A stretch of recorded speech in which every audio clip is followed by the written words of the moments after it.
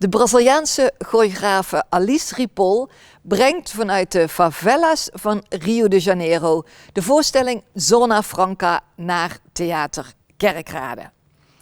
Zona Franca betekent vrije zone en weerspiegelt de hoop en de dromen, maar ook de politieke troubles en de maatschappelijke ellende die jongeren overkomt in die ghetto's van Rio de Janeiro.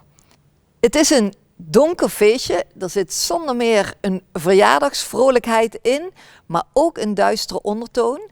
En alle speelse elementen komen zeker van Braziliaanse dansstijlen die erin worden gecombineerd. Zoals de passinho, de tanchinha, de samba.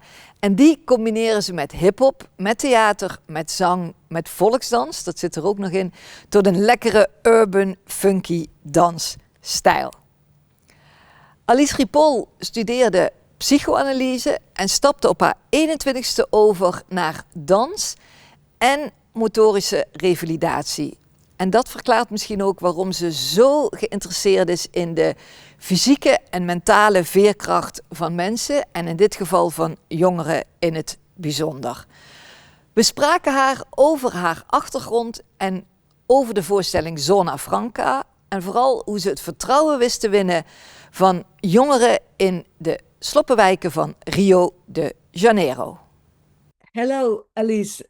Thanks for joining us and that you come to the Schrittmacher Festival with your performance, Zona Franca. You are in Rio now, Rio de Janeiro. You was born in Rio de Janeiro. You first studied psychology before you shift to dance. Can you explain us that move in your career? Actually, I feel that I always wanted to work with art, but I had also interest in psychoanalysis. Actually, it was more psychoanalysis than psychology, but here you have to do first psychology and then to do like a specialization, something like this. And so this were my plans when I were like 17, and I had no contact with dance. I just watched some performances and I like it, but I never did dance until that time. And then I started to study, and I still have a close relationship with psychoanalysis until today. It's something that I research, I use a bit in my practice. And then I did this like a workshop day, and then I felt so interested that I went to search for it. And then I arrived in a school here in Brazil that is called Angel Viana, where they teach dance, but together with some rehab, physical rehab for people that have disabilities, I started to study there, and then I fell in love with the dance, and they have like an approach that is very open to people that come from other fields, to people that never did dance, or other artists from visual art or theater that come to want to study dance after they are old. Doesn't matter the age. So it's a very nice space. Doesn't completely important and determinant for me to be able to change and to feel comfortable to do this change. And in your choreographies, you combining contemporary dance with Brazilian urban dance. Please tell us about these different Brazilian urban styles, because they are very important in your work. This group that is coming to this big tour now, and then also to Schritt. It's a Suave group. It's one of the groups that I run. The group was born in a context that I was invited to create a piece that I should choose an urban dance style from Rio and connect, exchange what I was researching, and then I did an audition, and then I chose 10 young dancers. And then I chose the passinho. This is the dance style. We call passinho here. It means like short step. It was born in not a long time ago. I would say there's no more than 20 years, and the the dancers that create, they are from the favelas from Rio. They used to dance in parties, and then they started to develop this style, this new style that is danced in the Carioca funky. The funky that we develop in Rio is very particular thing. And then they started to go to battles, and the style got known in the city. And then I was very curious to know, and then that's how we met. But since the beginning, there was like 5 dancers that were from Passinho, but there were also dancers. One that was from contemporary dance, the other one was from circus and hip hop and theater and Afro dance. So it was a very mixed group, but we had this emphasis in the Passinho. But I mean, it's not you cannot say it's a Passinho piece. It's a piece where we mix a lot of things, you know, a lot of styles, and I like to work like this. What was for you so amazing at the Passinho, at the very quick steps? The dance is amazing. It's super beautiful and strong, and there is like it's like a chronicle aspect. They can represent themselves very well, and it's a whole way of living, you know, of this very young generation of these boys that were born in the favelas from Rio, and yeah, actually my connection was more with the dance. I love the dance. I love the rhythm. And also I was attending to an invitation. For some reasons, they were very easily connecting to the floor. For example, they were, I'm saying because I had already experience with hip hop groups, other styles.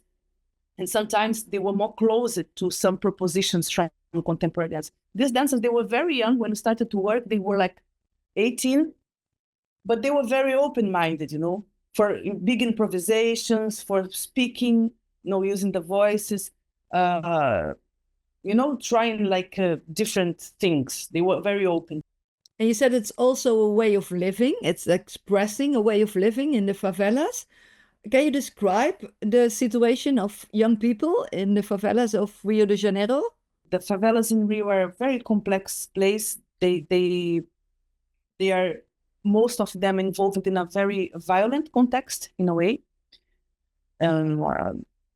because of relationship with drug dealers and police, or different gangs in different favelas. But when you say gang, it seems like something small, but it's very big. I mean, they control like a significant part of the city.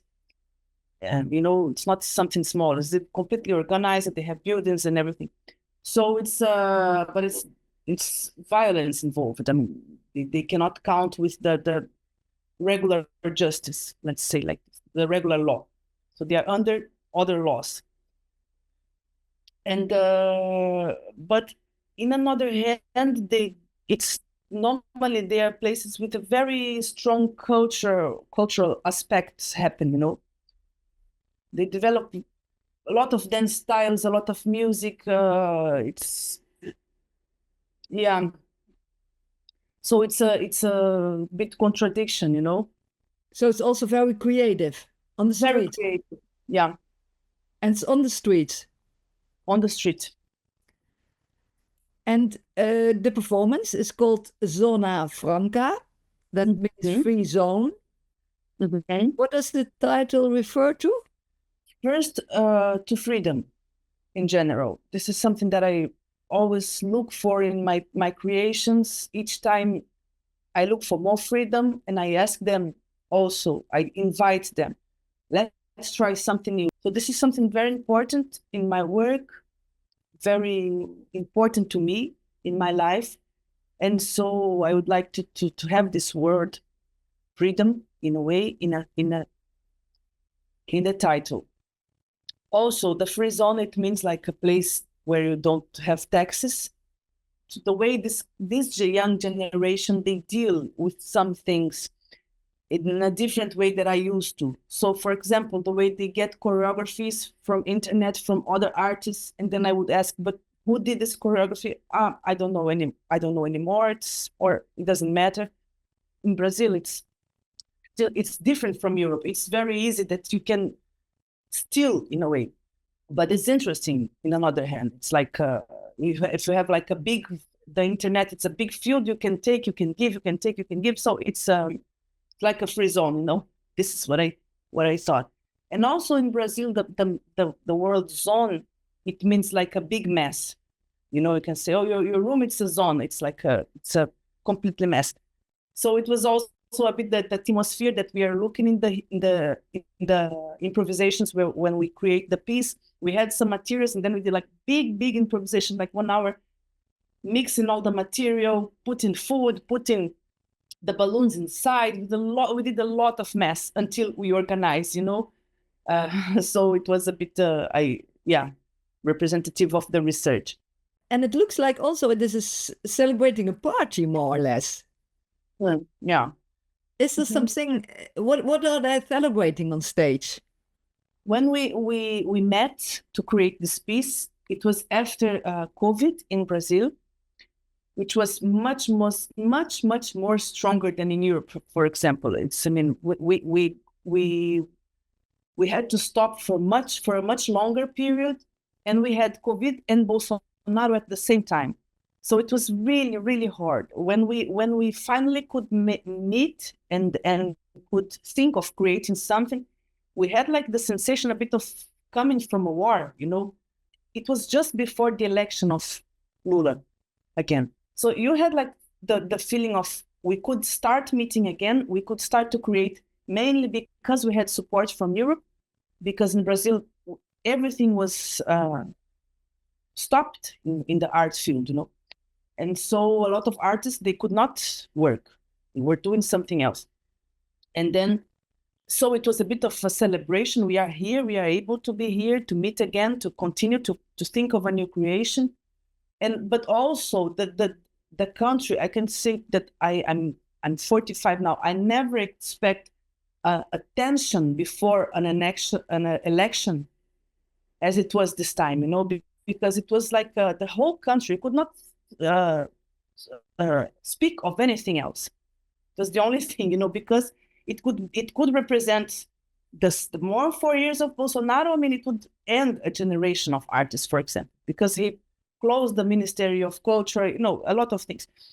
And is the situation of young people now more hopeful in the favelas of Rio de Janeiro?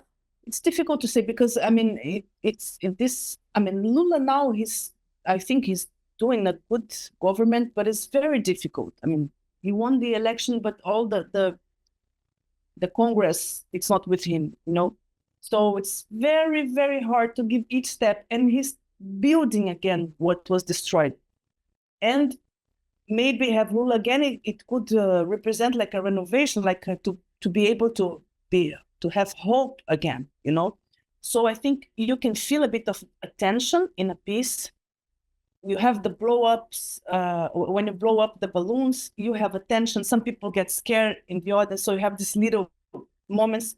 Then you celebrate. Then in the middle of a celebration, you have something a bit scary or bizarre. So you have this tension, but also the feeling of being able to have changes in life. What you do in these moments in life where you have opportunity to change. This idea of having the balloons with things inside, it came a bit from a party where I was in a party from my son, or I think it was a friend of him, where I don't know if you have this in Europe, like a big balloon with a lot of little candies, and then in the middle of the party, there's the child who is celebrating, he blow up, and then, but it's crazy. They are very happy, but in the meantime, they start to, hurt each other to be able to get more candies, and every time someone will leave crying because he could not take anything. So it's a bit of this mix. I was observing the scene and I was like, oh my God, this is so much capitalism, So they are practicing what they are going to experiment in life. The performance, it is more or less like celebrating a very special party, a Brazilian party, but in a very different way. Schrittmacher is also celebrating a party. It is the 30th edition this year. What would be your advice to young people? You are 45, young people who are becoming now 30-year-old.